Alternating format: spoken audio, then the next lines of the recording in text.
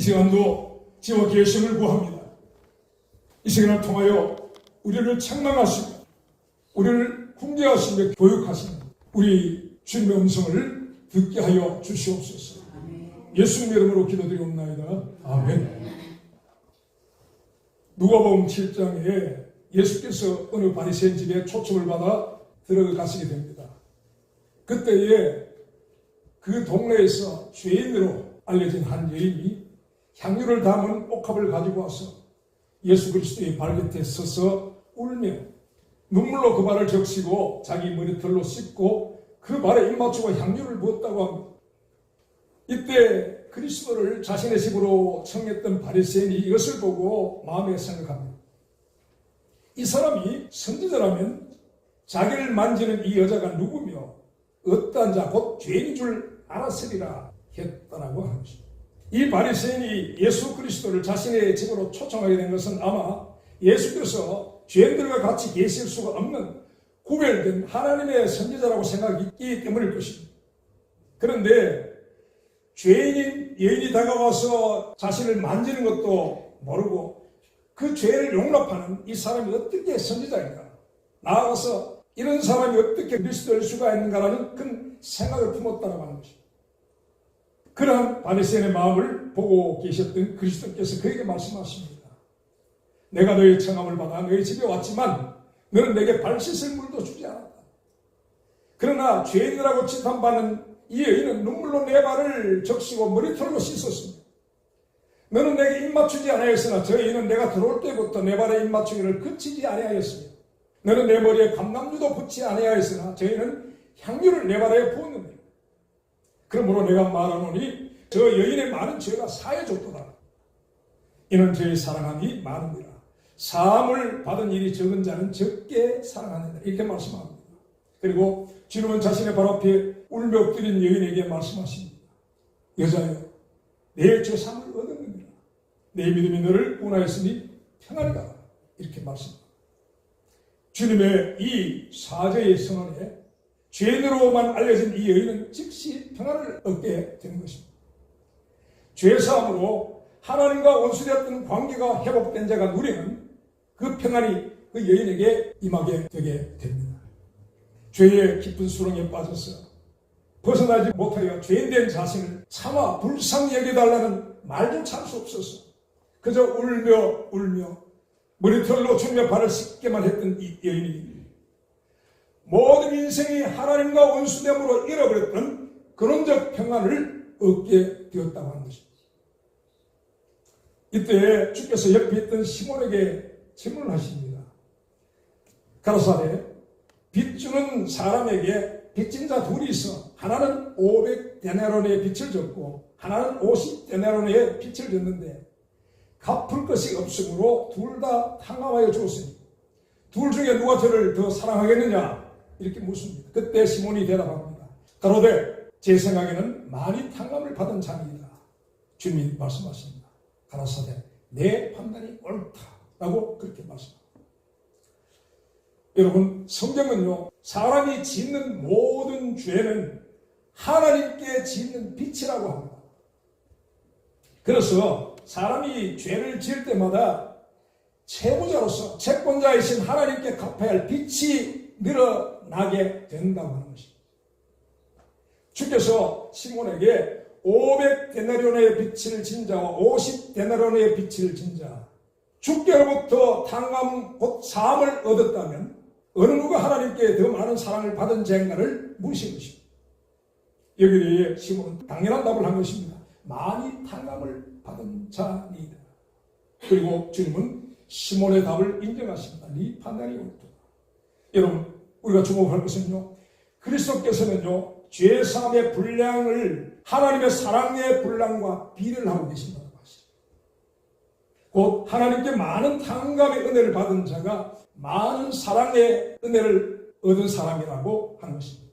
그리고 적은 탕감은 상대적으로 적은 사랑을 받았음을 의미한다고 말씀하신 것입니다. 그럼 자신의 죄에 대한 통한의 눈물을 흘리며 그저 자신을 불쌍히 여겨주기만을 바랐던 이 죄 많은 여인이 많은 죄를 탕감받음으로써 하나님의 많은 사랑을 받았지만 그러나 자신을 의롭게 여기며 판단하는 재판장의 자리에 앉아서 예를 경멸하고 그리고 그리스도의 진정성을 판단하고 있는 이 바리새인이 받을 사랑은 없다라고 하는 것입니다. 여러분, 이 바리새인은요, 죄인의 구주이신 그리스도가 필요한 사람이 아니었습니다.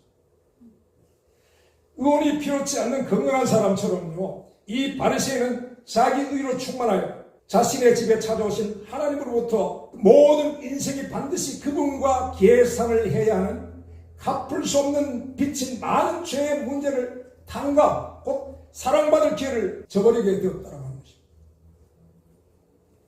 여러분, 하나님 앞에서요, 사람들은 두 부류의 사람으로 나눠집니다. 먼저 자신을 의롭다고 하는 바리새인과 그러나 자신이 죽을 죄인이라고 하는 세리나 오늘 말씀에 등장하는 영과 같은 그런 사람입니다. 그렇다면 여러분, 하나님은요, 이 양편에 갈라진 이 양편에 어느 쪽에 손을 들어주시는 것일까요? 오늘 저와 여러분이 읽은 하나님의 말씀은요, 의인은 없나니 하나도 없도다입니다. 하나님은 자신들이 죽을 죄인이라고 하는 사람들이 옳다라고 하신다고 하는 것입니다. 그리고 그 사람들의 죄인됨의 실상과 그 결말을 말씀하십니다. 의인은 없나니 하나도 없도다. 깨닫는 자도 없고 하나님을 찾는 자도 없고 다 지우창 가지로 무익하게 되고 선을 행하는 자는 없나니 하나도 없도다. 저희 목구멍은 열린 무릎이요 그 혀로는 속임을 베풀고 그 입술은 독살이 있고 그 입술은 저주와 악독이 가득하여 파멸과 고생이 그 길에 있어 평안을 알지 못하여 제 눈앞에 하나님을 두려움이 없느니라 이렇게 말씀하고 계십니다. 여러분, 모든 인생은 영영한 그 파멸에 들어갈 수밖에 없는 존재라고 그렇게 선언하고 있는 것입니다. 그래서 여러분, 바리새인이나 죄 많은 예언이나 우리 모두는요, 서로 간에 죄 많고 적음, 무겁고 가벼움을 비교하고 따져서 상대적인 나의 의로움을 내세울 수 있는 존재가 아니라고 하는 사실입니다. 우리 인생이 참된 자신을 보게 되는 것은요, 사람들의 비춰진 상대적인 의 앞에서가 아니라고 하는 것입니다. 하나님의 절대적인 의 앞에서 참된 자신을 보게 된다고 합니다. 그런데 문제는요, 이렇게 하나님은 의는 없나니 하나도 없다고 하셨고, 그리고 모든 사람이 죄를 범하며 하나님의 영광에 이를 수 없다라고, 그런 죄인이라고 하신 이런 하나님의 선언을요, 인정하지 않는 사람들이 있습니다. 자신의 불의함을 인정하지 않는 바리새적 의식을 가진 사람들과 주님의 이 말씀은 지금까지 충돌을 일으키고 왔다고 하는 것입니다. 바리새적 자기의를 가진 사람들은요, 자신들은 그런 사람이 아니라고 부인합니다. 자신들은 결코 그런 존재가 아니고 그런 죄를 지은 적도 없다라고 반발을 해왔고 지금도 하고 있다는 것입니다. 여러분, 그리스도와 바리새인 이 충돌 당사자가 어느 한쪽이 진실이 아닌 말을 하고 있다는 그런 의미인데요.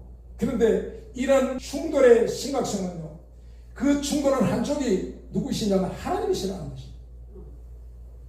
바리새인들이 자신의 의를 앞세워 주의 이 말씀을 부인하게 될 때 결과적으로 그들은요, 하나님을 거짓말하는 자로 만들게 된다는 사실이 비극적인 것입니다.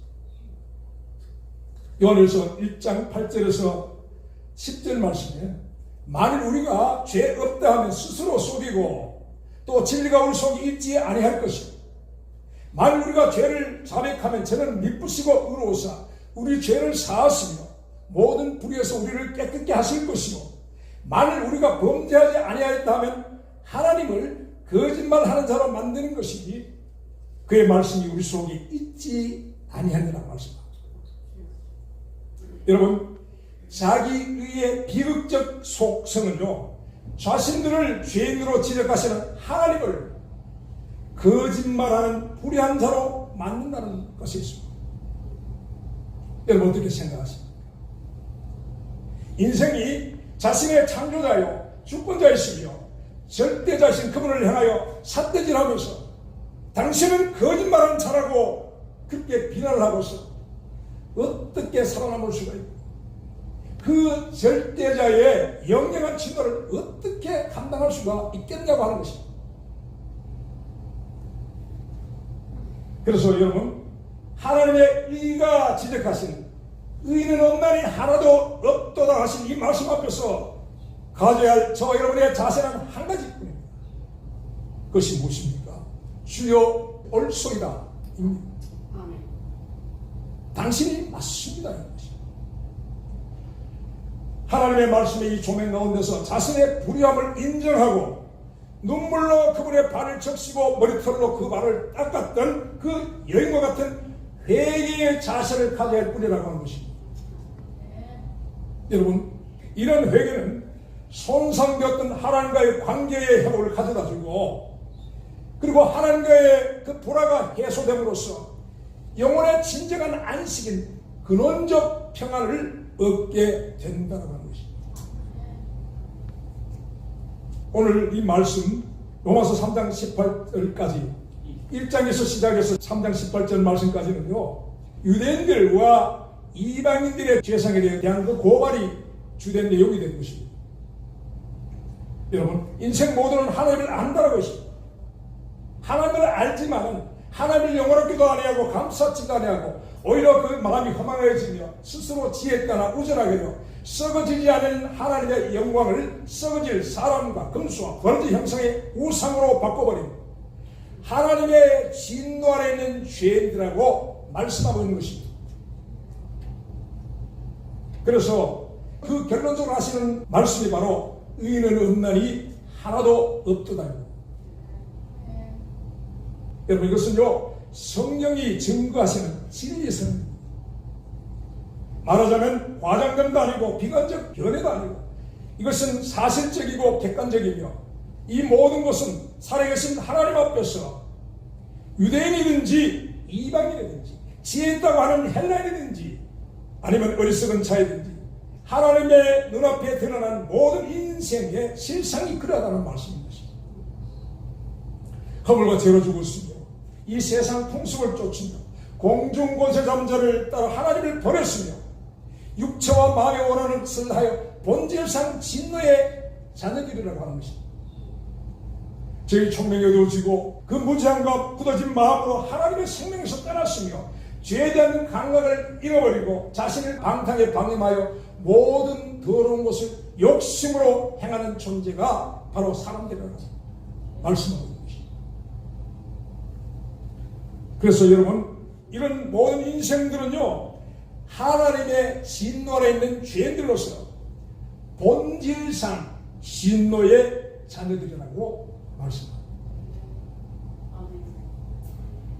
그렇다면 여러분, 복음서 중에 복음서라고 일컬어지는 이 로마서는 왜 이렇게 복음이 시작이 되기도 전에 먼저 사람들이란 영적 실상과 그 육체의 죄상을 적나라하게 고발하고 상기시켜 왜 사람들에게 무섭고 무거운 부담을 주고 있느냐 하는 것입니다.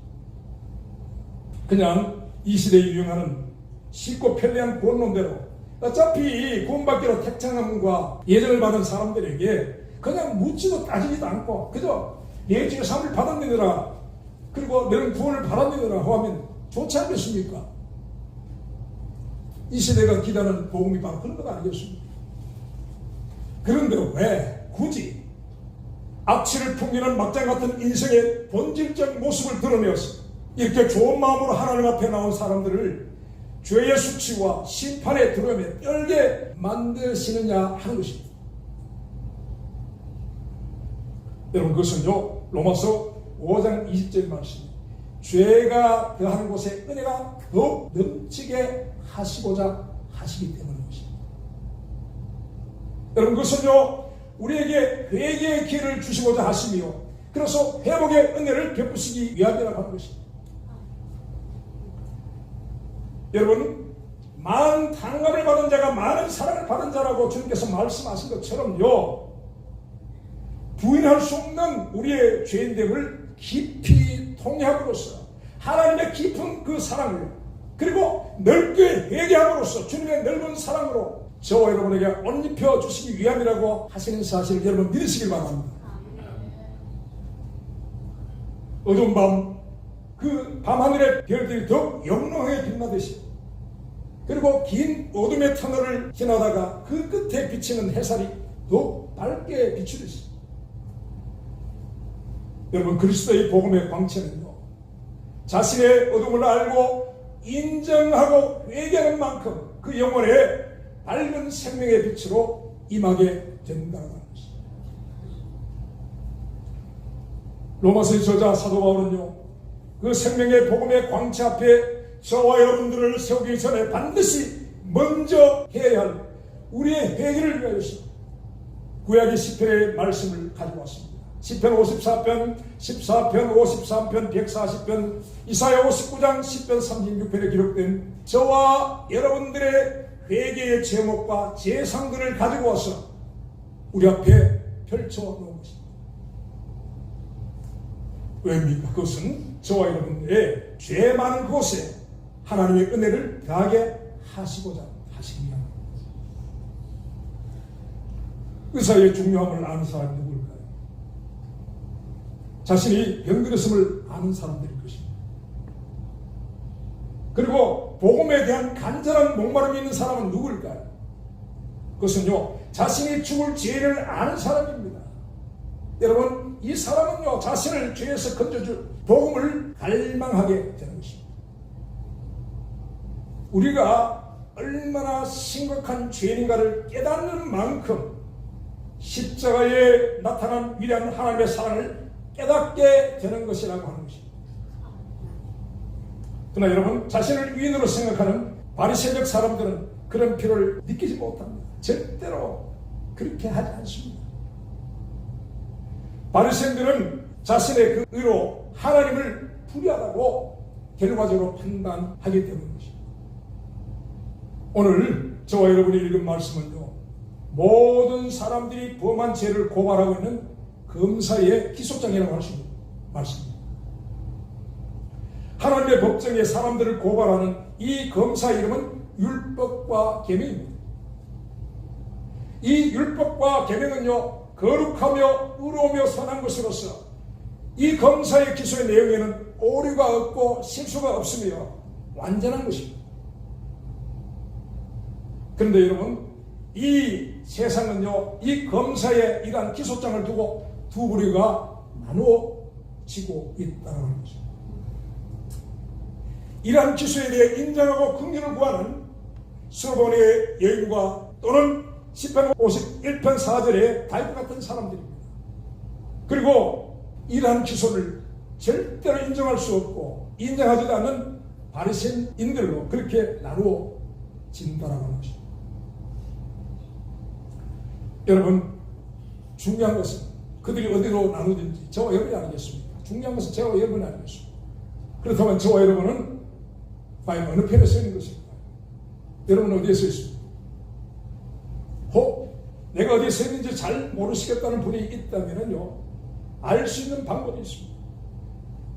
나를 기소하는 이 검사의 고발을 들을 때에 나의 마음에 어떤 반응이 일어난지를 여러분 잘 살펴보시기 바랍니다. 그 고발의 내용에 대해서 주여 옳습니다라고 하는 그런 인정인 것입니까? 아니면 결코 인정하고 싶지 않은 반발심인 것입니다.